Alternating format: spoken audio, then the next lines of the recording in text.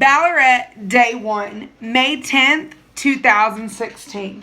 Today started off amazing. The sun was shining and I was all ready for my first overnight school field trip. It wasn't just for one night though, it was for 2 nights. I was going to be with my crew at Balarat. Here's a little blurb about Balarat.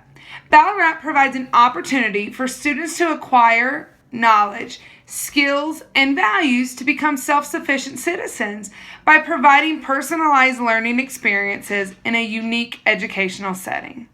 We loaded the bus. My ride fit perfectly in the back of the bus, but I got to sit up in the front seat, all buckled in. We played a scavenger hunt game on the way to Balarat. I saw a pink castle, prairie dogs, a giraffe, and many other things.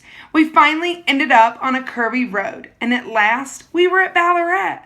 The first things that we did was get into my chariot, and we did a short hike. I wasn't that into this hike because there were rocks everywhere, and after that bumpy 2-hour bus ride, I just wasn't having it. We met our leader at the road, and she picked us up in what they call a mule.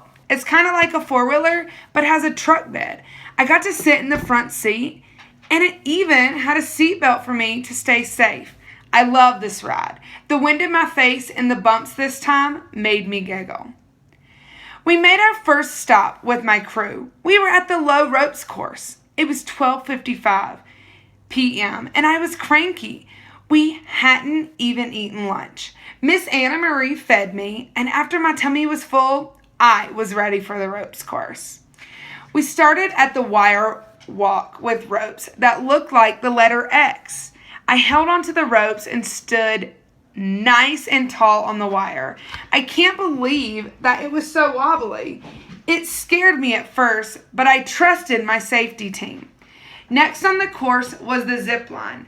I held onto the rope and zip-lined down to the platform. I was so scared that I screamed the whole time. But again, I knew my safety team was there for me. Next, I did the tire cross. This was difficult for me, so I only chose to do one tire. That was enough for me because I was swinging around like crazy. I did one more cable walk with ropes hanging in front of me. It felt more comfortable on this one because I had already done one similar. The ropes were just right there in front of me. Lastly, I did the log walk. I had to shift my feet from side to side. I liked this one as it was not super wobbly. When we were done, I got back on the mule and we headed to the high ropes course.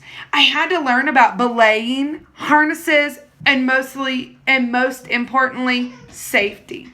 After learning about all of them, I suited up for my one and only climb. I had my safety team and was ready to climb on. This climb was on the rock wall. It was the difficult route. I made it up about 7 feet before I was ready to come down. My safety team lowered me down and gave me enough slack to unhook. I was done climbing as this was taking me out of my comfort zone already. I cheered on my classmates and watched them as they climbed. Even Miss Anna Marie did the high ropes monkey bars. And she made it all the way across. By the end of everyone climbing, the whole crew, even me, was screaming for dinner.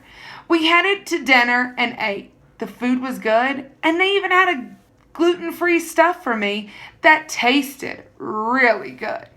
After dinner, we had bob time at the Ponderosa Lodge. This stood for Bodies on Bed.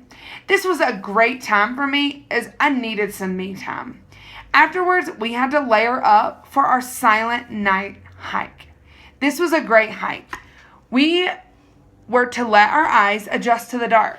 We were far away from any unnatural light. The wind was howling, and I heard some owls, foxes, and other critters that I didn't exactly know. Finally, it was time for bed. 9:30 p.m. I got ready for bed, and as soon as the lights went out, I giggled a few times and didn't wake up till the morning.